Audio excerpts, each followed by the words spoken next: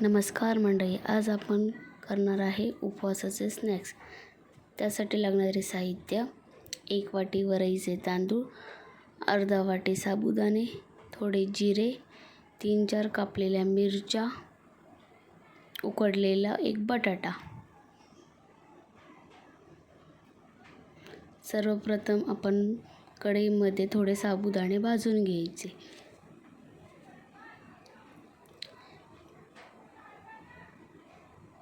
साबुदाणे भाजून झाल्यावर ते गार करायचे. गार करून झाल्यावरती ते थोडे मिक्सरला लावून बारीक करून घ्यायचे. साबुदाणे प्रथम मिक्सरला लावून बारीक करायचे, कारण साबुदाणे बारीक व्हायला वेळ लागतो. साबुदाणे थोडे बारीक झाल्यानंतर त्यामध्ये आपण वरई मिक्स करून तीसुद्धा बारीक करून घ्यायची.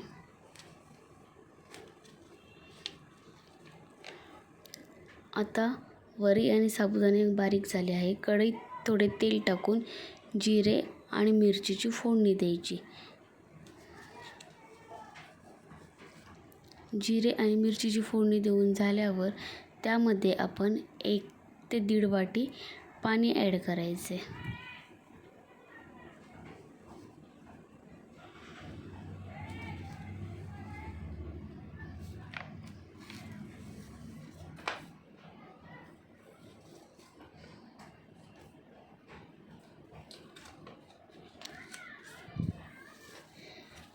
पाणी ॲड करून झाल्यावरती त्या पाण्याला आपण चांगली उकळ येऊन द्यायची.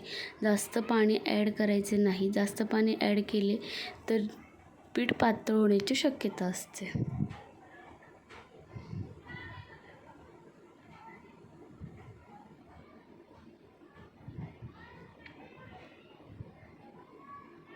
आता पाण्याला चांगली उकळ आल्यानंतर आपण जे पीठ बारीक केले आहे ते थोडे थोडे करून आपण ते पाण्यामध्ये मिक्स करू.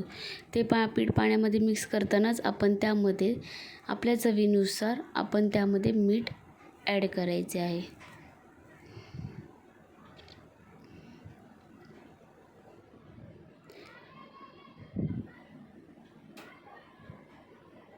हे पीठ पाण्यामध्ये मिक्स होत असतानाच कंटिन्यू हलवत राहायचे आहे, जेणेकरून ते खाली चिकटणार नाही आणि त्यामध्ये गुठळ्याही होणार नाहीत.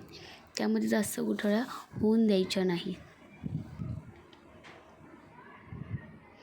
आता हे पीठ चांगल्या प्रकारे शिजलेले आहे.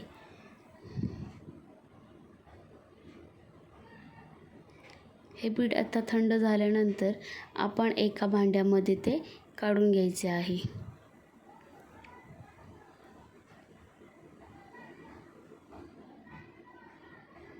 आता हे पीठ एका भांड्यामध्ये काढून झाल्यावर त्यामध्ये उकडलेला बटाटा मिक्स करायचा आहे.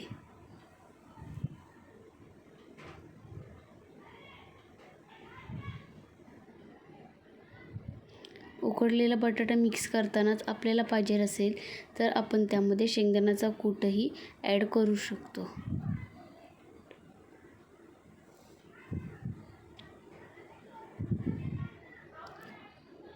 हे पीठ एकदम व्यवस्थित हलक्या हाताने मळून घ्यायचे आहे. मळताना आपण त्यामध्ये थोडे तेलही लावू शकतो.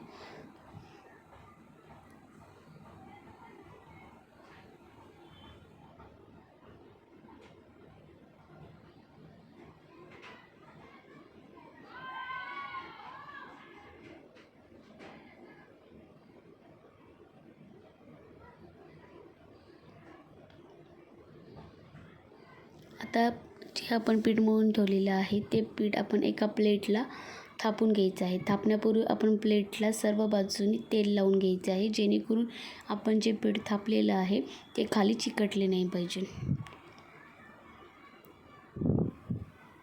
पीठ व्यवस्थित थापून घेतल्यानंतर आपल्याला जसा पाहिजे तसा आपण त्याला आकार देऊ शकतो.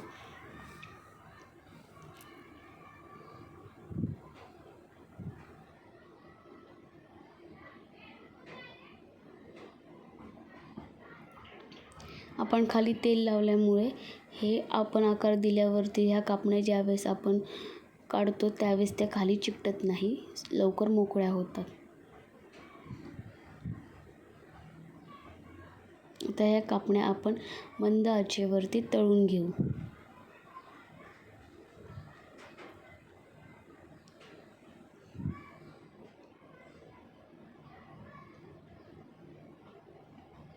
कढईत एका वेळेस 1 ते 2ही कापण्या टाकायच्या आणि तळून घ्यायच्या.